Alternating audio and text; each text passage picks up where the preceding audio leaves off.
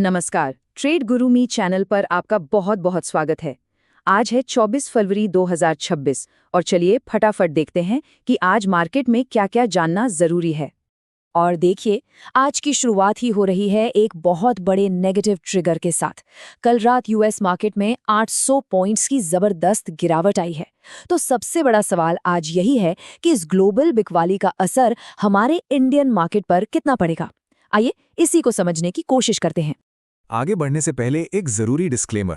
ये सारी जानकारी सिर्फ एनालिसिस और एजुकेशनल पर्पस के लिए है। इसे किसी भी तरह की इन्वेस्टमेंट एडवाइस ना समझें और हम यहाँ कोई स्टॉक टिप्स नहीं देते हैं। अरे लेकिन रुकिए, आगे बढ़ने से पहले सबसे जरूरी काम। अगर आपको बाजार की नब्ज पकड़नी है और हर दिन ऐसे ही कमाल के अपडेट्स चाहिए तो बस 1 सेकंड लगेगा। फटाफट ट्रेड गुरु मी चैनल को सब्सक्राइब कर लीजिए। कोई भी मौका हाथ से जाना नहीं चाहिए। चलिए सबसे पहले सेक्शन 1 से ही शुरू करते हैं और देखते हैं कि दुनिया भर के बाजारों से हमारे लिए कैसे संकेत आ रहे हैं। तो जैसा मैंने कहा, कल रात यूएस का जो मेन इंडेक्स है डाउ जोन्स, वो 800 पॉइंट से भी ज्यादा टूट गया। और इसकी वजह क्या है? वजह है ट्रेड टैरिफ को लेकर फिर से टेंशन बढ़ना। सीधी सी बात है, इस गिरावट ने दुनिया भर के बाजारों का मूड खराब कर दिया है। और इसका सीधा असर आप देखिए गिफ्ट निफ्टी पर दिख रहा है, जो हमारे मार्केट के लिए एक अर्ली इंडिकेटर होता है। गिफ्ट निफ्टी सुबह सुबह ही करीब ½ % नीचे है। तो ये साफ इशारा है कि आज इंडियन मार्केट की शुरुआत कमजोरी के साथ, या कह सकते हैं गैप डाउन के साथ हो सकती है। अब अगर हम अपने बाजार के डर वाले मीटर यानी इंडिया विक्स को देखें तो वो 14.10 पर है। हाँ, ये थोड़ा सा कम तो हुआ है, लेकिन ये लेवल अब भी यही बता रहा है कि ट्रेडर्स थोड़ा डरे हुए हैं, थोड़ा संभल कर चल रहे हैं। जब तक विक्स 13 के नीचे स्टेबल नहीं होता, बाजार में कॉन्फिडेंस लौटना थोड़ा मुश्किल लगता है। चलिए अब ग्लोबल मार्केट से हटकर देखते हैं कि अपने देश में क्या बड़े रेगुलेटरी और पॉलिसी अपडेट्स आए हैं जिनका असर सीधे सीधे कुछ सेक्टर्स पर पड़ सकता है। और हाँ, अगर आपको ये अपडेट्स पसंद आ रहे हैं तो चैनल को सब्सक्राइब करना मत भूलिएगा। तो यहाँ 3 बड़ी खबरें हैं। पहली, हमारी वित्त मंत्री निर्मला सीतारमण जी ने बैंकों को वार्निंग दी है कि वो गलत तरीके से इंश्योरेंस ना बेचें। दूसरी, सेबी जो है वो पोर्टफोलियो मैनेजमेंट सर्विसेज, जिसे हम पीएमएस कहते हैं, उसके नियमों को बदलने का प्लान बना रहा है। और तीसरी, होम मिनिस्ट्री ने प्रहार नाम से एक नई एंटी टेरर पॉलिसी लॉन्च की है। इसका मकसद क्या है? इसका मकसद है पावर, पोर्ट्स जैसे हमारे जरूरी इंफ्रास्ट्रक्चर को साइबर अटैक से बचाना।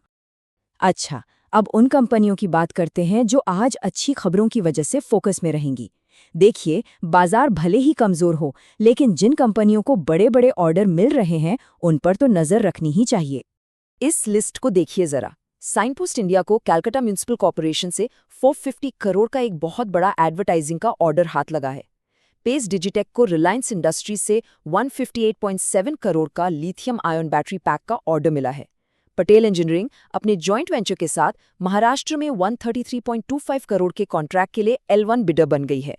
मतलब उन्हें कॉन्ट्रैक्ट मिलने के पूरे चांस हैं। और सिग्मा एडवांस सिस्टम्स को डिफेंस मिनिस्ट्री से करीब 100 करोड़ के नए ऑर्डर मिले हैं। तो इन सभी स्टॉक्स में आज हलचल देखने को मिल सकती है।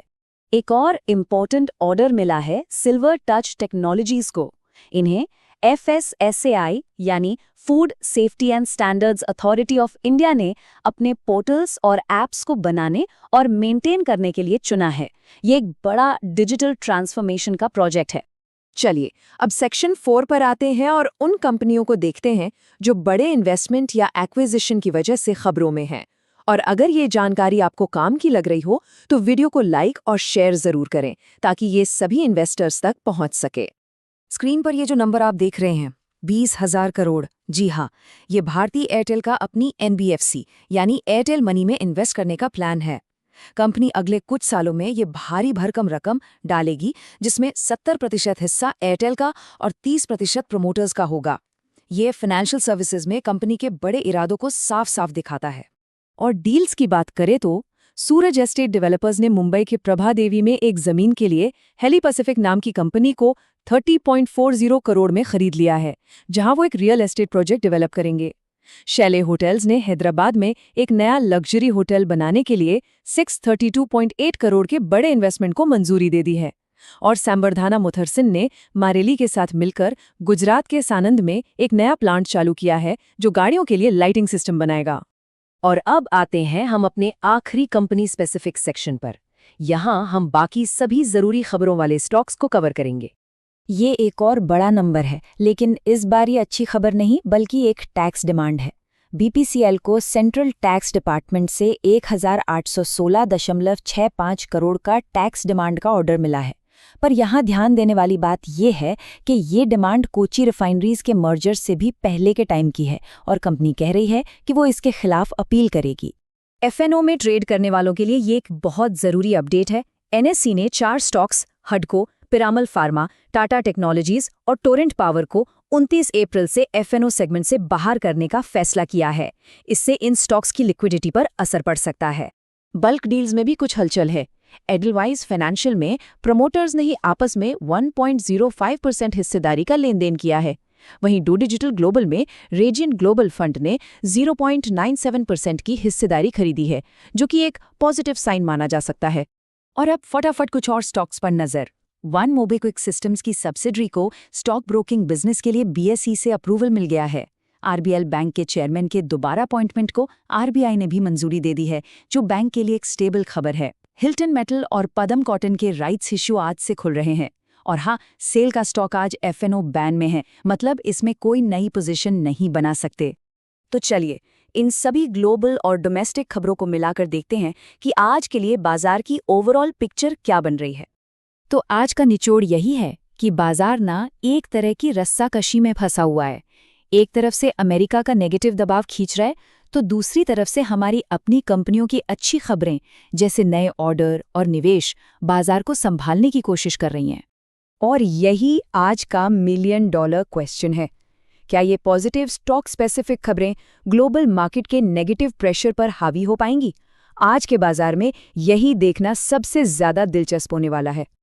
आज के मॉर्निंग अपडेट में बस इतना ही। मार्केट खुलने से पहले हर रोज ऐसी ही साफ और सीधी जानकारी के लिए ट्रेड गुरु में को अभी सब्सक्राइब करें। मिलते हैं अगले अपडेट में, तब तक के लिए हैप्पी ट्रेडिंग।